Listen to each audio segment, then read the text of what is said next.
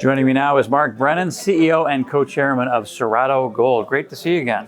Very nice to see you. Thank you for having me. Yeah, it's been about a year since we've done this. Lots to catch up on. Yeah, for sure. So let's get straight to it. Get straight to the juicy stuff, which is the feasibility study on MDC, your project in Brazil. You say it's extremely robust, high quality, low cost. So what are the highlights? Well, if you look at the project, basically you've got a 9-year mine life, generating about 94,000 ounces of gold per year, all-in cost of about $711, capex of about $186 million, which means our NPV of about $369 million, which puts the NPV over capex about 2-to-1, which is a very good ratio. But most importantly, the amount of cash flow this project can generate for the next 9 years. You're looking at $85 million a year, not including, and that's at $1,750 gold. So at today's prices, it's probably north of $100 million. And for a project as small as this, at 94,000 ounces, it's extremely robust. And I wouldn't go as far as to say best of breed, but I would say that it is a very high quality, robust project.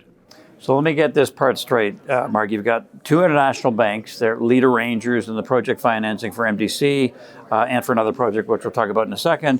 You've got expressions of interest from export credit agencies, specifically in the UK and from others. So sort of summarize that for us, if you could. Yeah, I mean, we were very lucky to be introduced to the whole world of export credit agencies, which I happen to believe will be the future of mining. But in terms of the what we're looking at is we were introduced to UKEF, which is the UK Export Credit Agency, and they've agreed to provide us with 70% project funding on a 100% basis of capex. And so what that means is that we need to raise 30 million of 30% through equity. They've agreed to consider streams as equity. So from that perspective, they've got a very low, cheap cost of capital. They have good duration. We can look at a product which is 6 to 8 years, if not longer, and they'll be there for any expansions or anything else we have. So it's a very, very sweet funding. Cost of capital, I think, probably around that 7% mark. So it's just a really wonderful product.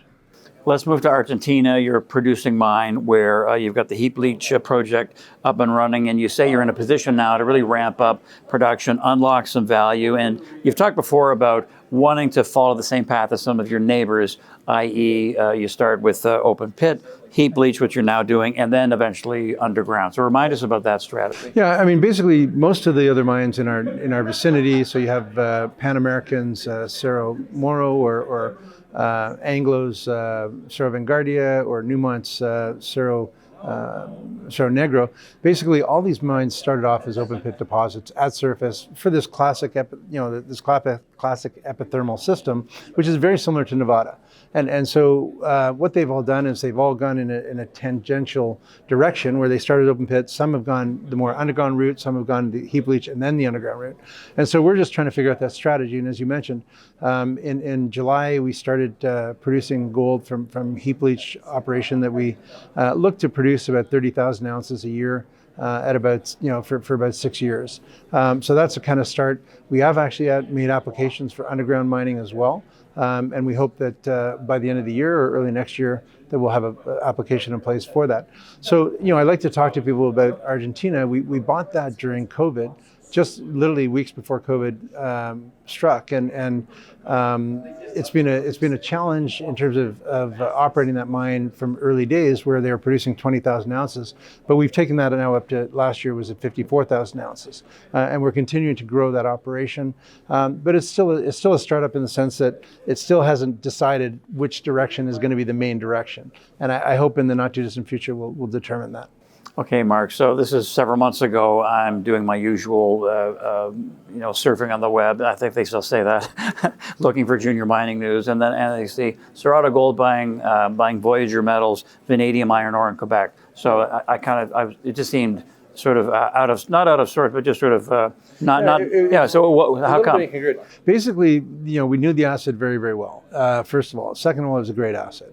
Third of all, we felt we had a potential financing strategy in place to develop that. And unfortunately, with the markets going the way they did, it kind of fell apart. But in terms of where we are today, is that project, we completed a PA in August of 21, and basically the numbers there showed outstanding returns for a $600 million capital build. We believe that you can generate $350 million a year of cash flow for 20 years, so your payback is very rapid. And there was some kind of perspective that what we could do over the long term is we could actually use our Brazilian operation to actually start generating cash to pay for the equity component of the Quebec project. Now, if we combine Brazil and Quebec and Argentina, we were pretty confident that we'd generate more than $500 million a year in cash flow.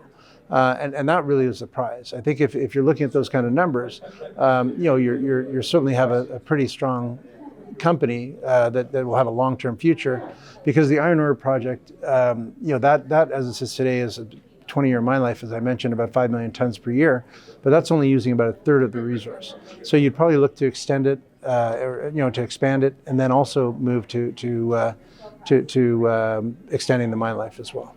Okay, Mark, lastly here, you've had a long career in the mining sector. You just said off air that you think this may be the weakest sentiment you've ever seen, maybe the worst since the late 90s. So is it a matter of time that the market just figures out your low-cost growth profile and things will turn rosy? I certainly hope so. I certainly hope so, because the values that are out there, not only with ourselves, but a lot of companies are suffering right now, and the reality is that the value there is terrific. One just has to buckle down and wait till the times turns, and I'm not sure exactly when that'll be. Well, thanks for coming by last night. We'll wait a year before we do this again, and thanks for the update. Well, thank you very much. Thank you very much. That is Mark Brennan. He is the CEO and co-chairman of Cerrado Gold.